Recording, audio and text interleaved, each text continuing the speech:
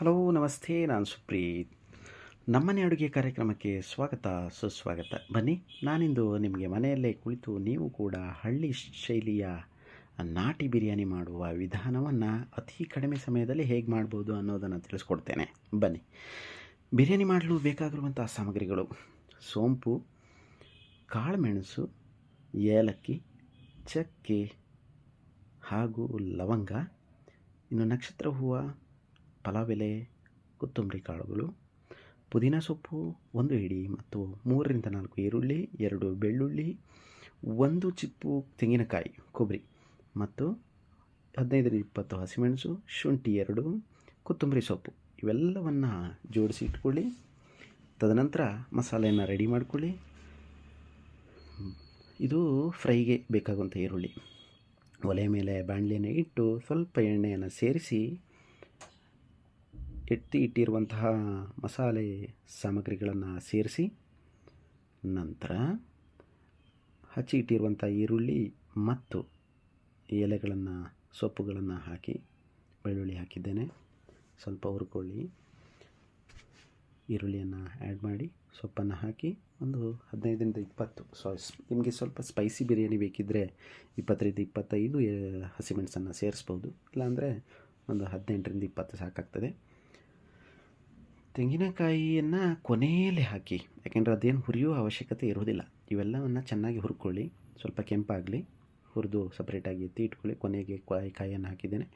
Mutton ನಾನು ತೊಳೆದಿಟ್ಟಿದ್ದೇನೆ.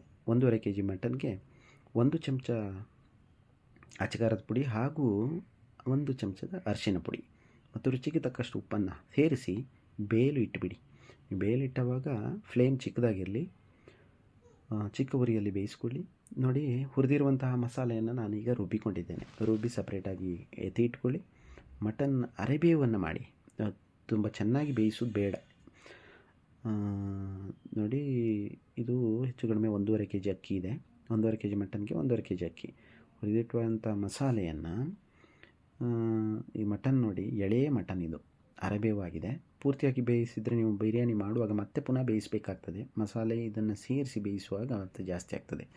ಸಣ್ಣ ಉರಿಯಲ್ಲಿ ಒಂದು ಪಾತ್ರೆ ನೀಟ್ಟು ಮಸಾಲೆಗೆ ಒಗ್ಗರಣೆಗೆ ಈರುಳ್ಳಿಯನ್ನು ಹಾಕಿದ್ದೇನೆ. ತುಪ್ಪದಲ್ಲಿ ಮಾಡ್ಕೊಳ್ಳಿ, ಎಣ್ಣೆಯನ್ನು ಸೇರಿಸ್ಬೇಡಿ.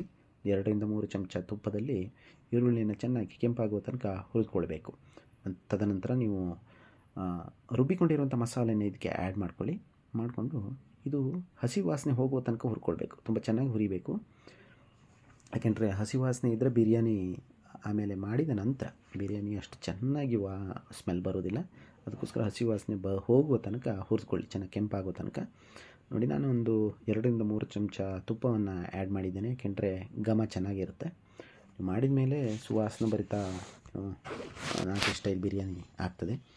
ನಾನು ಈಗ ನೋಡಿ, ಕೊನೆಗೆ 1 ಚಮಚ ತುಪ್ಪವನ್ನು ಆ್ಯಡ್ ಮಾಡಿ ಈಗ ಬೇಯಿಸಿರುವಂಥ ಮಟನ್ನ ಇದಕ್ಕೆ ಹಾಕ್ಕೊಂಡಿದ್ದೇನೆ. ಸೊ ನೀವು ರುಚಿಗೆ ತಕ್ಕಷ್ಟು ಉಪ್ಪನ್ನು ಇವಾಗ ಸೇರಿಸ್ಕೊಳ್ಳಿ. ಉಪ್ಪು ಜಾಸ್ತಿನೂ ಬೇಡ, ಕಡಿಮೆನೂ ಬೇಡ.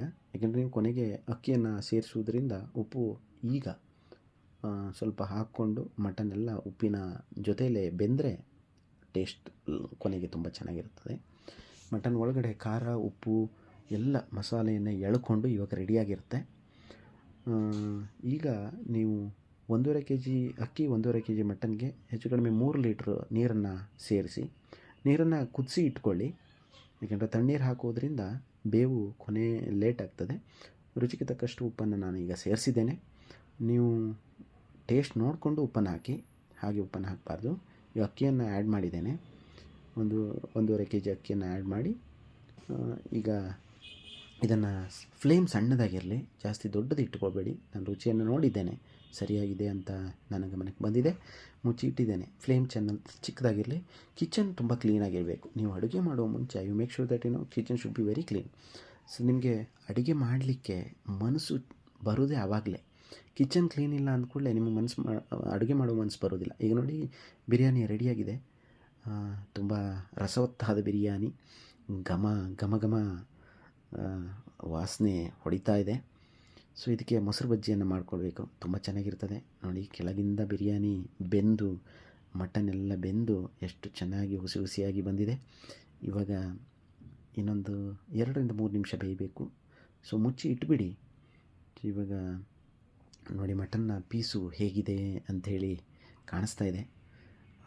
ಭಾಳ ರಸವತ್ತಾದ ನಾಟಿ ಸ್ಟೈಲ್ ಬಿರಿಯಾನಿ ಇದು. ನೀವು ಮೈಸೂರು ವಿಭಾಗಕ್ಕೆ ಹೋದರೆ ಈ ಥರ ಬಿರಿಯಾನಿ ಕಾಣಸಿಗ್ತದೆ ಎಲ್ಲ ಹೋಟ್ಲುಗಳಲ್ಲಿ. ನೀವು ಹೆಚ್ಚಿನ ಹೋಟ್ಲುಗಳಲ್ಲಿ ನೋಡಿರ್ಬೋದು.